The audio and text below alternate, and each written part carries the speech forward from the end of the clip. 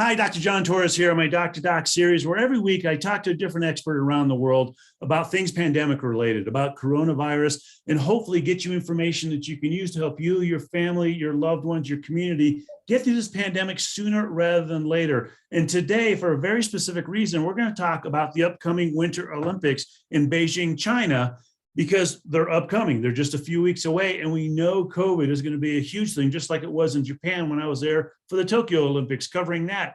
And to help me with that, nobody better than my friend, Dr. Jonathan Finnoff. He's the Chief Medical Officer for the USOPC, the United States Olympic and Paralympic Committee. We met first out in Tokyo, and I know in Tokyo you had a lot of issues you had to go through. We're going to talk about some of the issues right now, but how are you doing? I'm doing well. I leave early Monday morning to head over to Beijing. And we do have boots on the ground right now. It's an interesting time. Compare for me quickly between Japan and China, because in Japan we had a lot of hoops we had to jump through, a lot of testing. We were isolated fairly much to the hotels, and then after a couple of weeks you were able to go out and about. China's a bit different. Yeah, so it is interesting. There are a lot of similarities, John. I mean, they developed the playbooks very much based upon the success of the Tokyo Games, but there are some differences. There's a requirement for a proof of recovery using testing if you've had a COVID infection within 30 days of your departure to Beijing, which everybody knows at this point can be challenging because even though you're recovered, you can have persistently positive test results. The test requirements for pre-departure are quite similar, but you have to have the departure test performed at a Chinese consulate approved location. And that's pretty limited. And so that's adjusted some of our travel. Our travel over to China is also quite challenging because there are almost no flights from the United States to China at this point that have been approved. And of course, once you're over in China, there are some differences in the ways that they actually do their test. Their screening test is not an antigen, it's a PCR test. They do a throat swab rather than a saliva sample. Their confirmation is a nasopharyngeal test. And then what they do with the results in terms of your isolation and quarantine are a little bit different than Tokyo as well. Now, are they going to be testing the athletes and staff on a daily basis? Because when we were in Japan, we did that for a certain time period, a few days, and then we switched to intervals of a week every now and then. What's going to be going on in Japan, in China? Yeah, so for all of the athletes and delegation members in Tokyo, we had to do daily tests the entire time we were there, and we actually couldn't leave the bubble. And so you can never, even after 2 weeks, go out into the public. And so it was almost identical to what we're doing in Beijing, which is going to be daily testing for the entire time that we're there, and you cannot leave the what they call the closed loop system. Now, looking at the playbook, they have this closed loop system. I'm looking at it over here. It's essentially the hotels, the venues, back to the hotels, that type of thing. But they also have this non-competitive venues and other permitted destinations. What is that? Oh, so they can have places where people are training and they're approved and they're within the closed loop system. No public is allowed into those locations, but there are no competitions in that location. And now one big difference is when we were in Tokyo, it was surreal. You walked into some of these events, and I was at some finals for the 400 women's hurdles and that type of finals, where typically you're going to have tens of thousands of fans screaming and hollering. You could hear a pin drop because there were probably 50 people there, and they were all people, the press and the staff that were there. But in China, they're going to have Chinese that are able to come to the games, correct? Actually, a couple of days ago, they just announced that they're not going to have any Chinese public going to the games. So it's going to be like Tokyo. Very much like Tokyo, exactly. Essentially, only delegation members will be in the audience. And did they do that because of the issues they're having right now with Omicron and the increasing cases there? I think that they were looking at our current situation and making updates to their recommendations and their regulations based on where we are. And certainly, the world is in a very different place than we were in the summer during the Tokyo Games. One of the things they talk about in the playbook is getting IgM tests for certain people. Who are those? IgM tests, that's the blood test that can tell you that you have an active infection or near active infection. Is that what they're looking for? Yeah, so what they're requiring an IgM test on people who are unvaccinated and don't think that they've ever had a prior infection with COVID, or those who are unvaccinated and have had a recent infection, so within 30 days. Anybody who is unvaccinated and has had an infection that's greater than 30 days in the past does not have to get an IgM, and those who are vaccinated do not have to get an IgM test.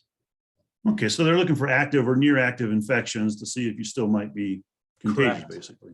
Yeah. What about unvaccinated athletes versus vaccinated? Number one, the U.S. Olympic Committee, the U.S. Olympic teams, the U.S. Paralympic teams, do we have any unvaccinated athletes? So at this point, they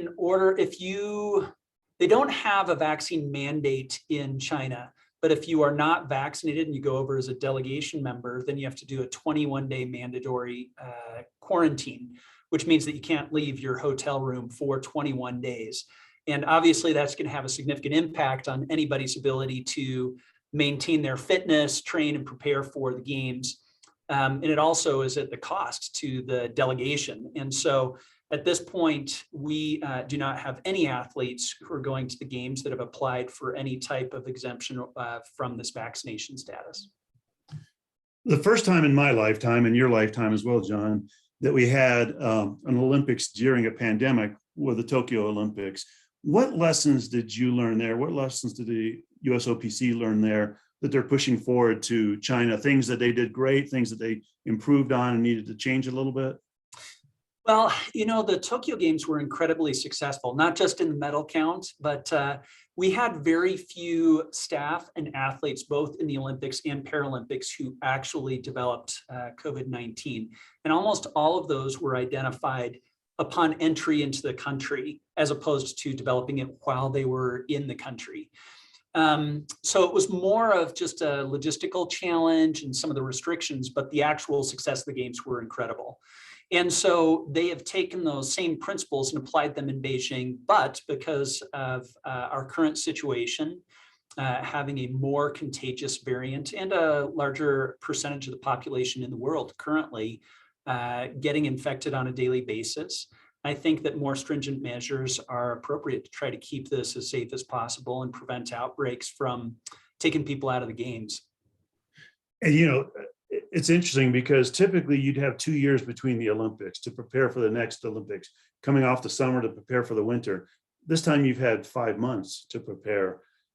Has that been challenging? I guess would be the word I'd use. Yes, it has absolutely been challenging. So not only did we have the Olympic and Paralympic Games from July through August, we also had the Junior Pan Am Games in November. And so we had to send a delegation down to the Junior Pan Am Games. So we're essentially having 5 games in a 6 to 8 month time frame. Wow. Yeah. So you're definitely hopping. When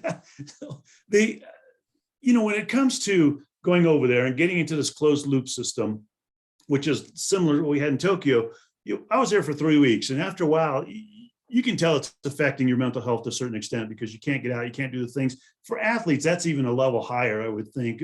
Any mental health challenges with them? Number one, the unknowns of getting up to the Olympics and whether it's going to happen, how it's going to happen, then getting there, being in a closed loop system, then doing your participation in an empty stadium when you're used to, tens of thousands of people.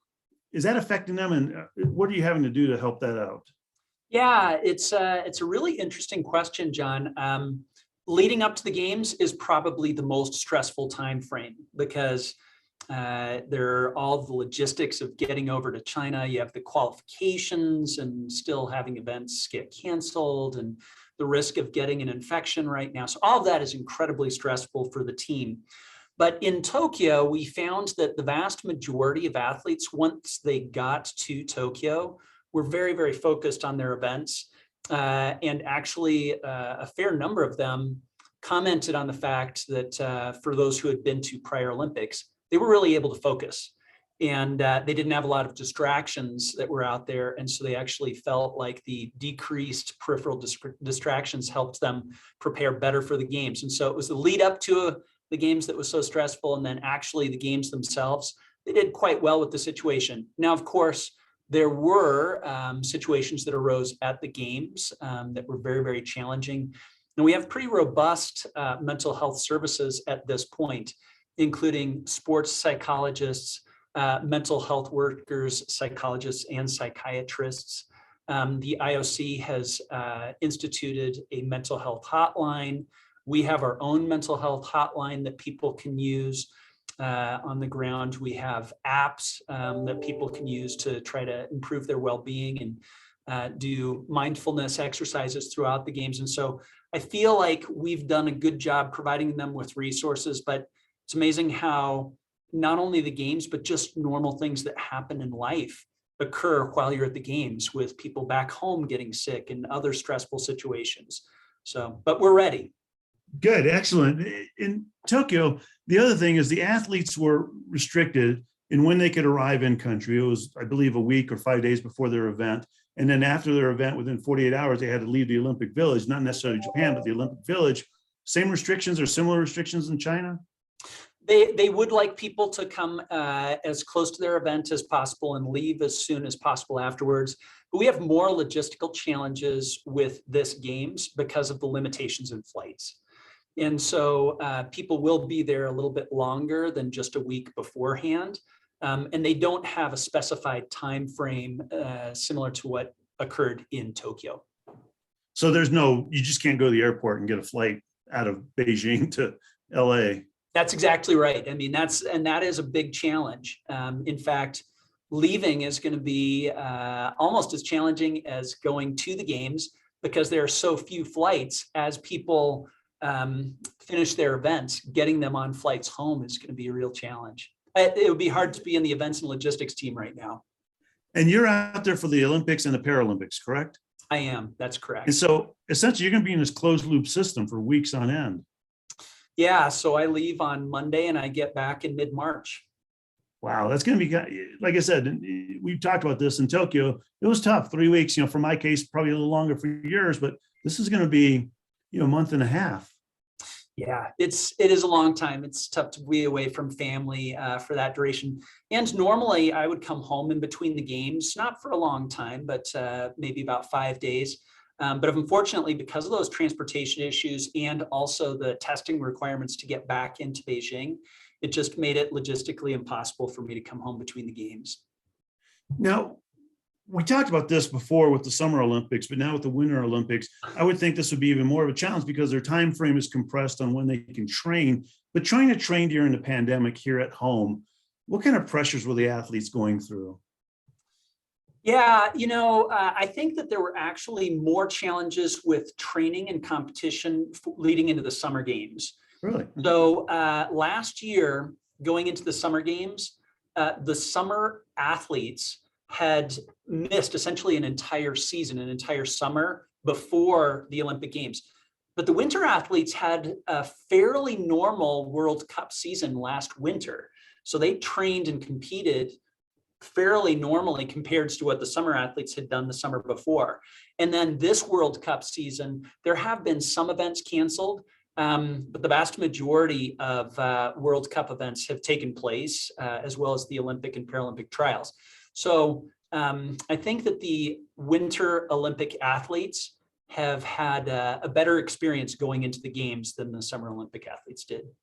So is this kind of the learning to live with the pandemic and figuring out how to train with the pandemic type situation? Exactly. That first summer, nobody was sure how to do sports in the pandemic. And the first real professional sports that occurred was the NBA and the bubble down in Orlando.